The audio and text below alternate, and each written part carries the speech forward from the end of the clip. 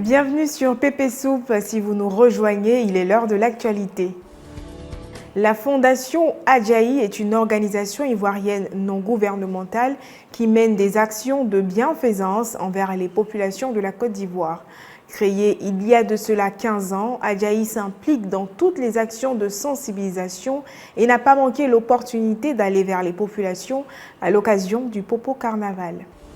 Parmi les stands de poulet, poissons braisés, juste à côté de l'Atlantique Vampire d'époque, il y avait le stand de la Fondation Adjahi. Il s'agit d'une organisation à but non lucratif qui sensibilise, éduque et fait plein d'autres web pour la communauté. Donc, le village Popo était l'endroit idéal. Déjà, il faut avoir la bonne information. Partout part déjà de la bonne information. Et il faut savoir qu'à partir du moment où on a des tours qui sont persistants, ou soit on a d'autres caractères qui troublent notre état de santé, il va falloir se rendre directement au niveau des centres de santé. Les centres de santé ont été établis pour la population. Il va falloir fréquenter les centres de santé à n'importe quel moment lorsque le besoin se fera sentir en fait. D'accord. Est-ce que vous avez des choses à ajouter? Ah oui, c'est juste dit que la Fondation Adjahi est aux côtés des organisateurs de Popo Carnaval. Et vraiment, nous tenons à les féliciter pour vraiment cet événement majeur-là qui nous permet de passer un agréable moment avec la population ivoirienne en général et en particulier avec les habitants de Beaunois. Affaire où les gens sont venus de divers horizons pour participer à la fête là. Tu vas voir, d'autres sont venus avec des passagers clandestins. C'est dans une bonne gamme que tout s'est bien passé. En tout cas, Papa God était de la partie. Le Popo a été brûlé dans la nuit de ce samedi 30 avril. Kossa Pierre est le chef régional de la communauté d'An du Guémont. Dans son intervention à notre micro, il a apporté des éclaircissements sur sa région, sa communauté, mais surtout son quartier. Installé au quartier Kpetet de Diokwe, ce chef règne dans cette zone du pays depuis plusieurs années. Selon ses mots, le nom du quartier tire sa source dans les années 1922. Une histoire dramatique se cache derrière ce nom. En Afrique ici là, on ne sait pas qui inspire les gens quand ils veulent donner nom de quartier, mais c'est toujours bizarre. Nous sommes à Diokwe, plus précisément au quartier Kpetet.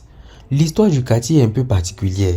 Monsieur Kossa Pierre, qui est le chef de ce quartier, nous raconte tout.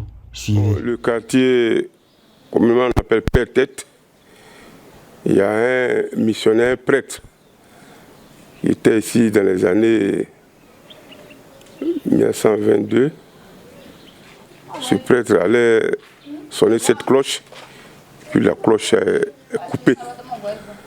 Donc ça s'est tombé sur sa tête. Et vraiment, ça lui a tué. Et quand on a créé le quartier, on lui a donné le nom de Père Tête. On a donné le nom du Père. Ici, il y a la communauté d'An qui est là. Il y a la communauté Baoulé. Il y a les Oué. Et il y a les Moré. Ici, nos difficultés, on a problème de l'électricité d'abord. En deuxième position, on a problème de l'eau. Actuellement, nos robinets sont coupés. Si je ne mens pas, ça peut faire aujourd'hui 2 à 3 mois.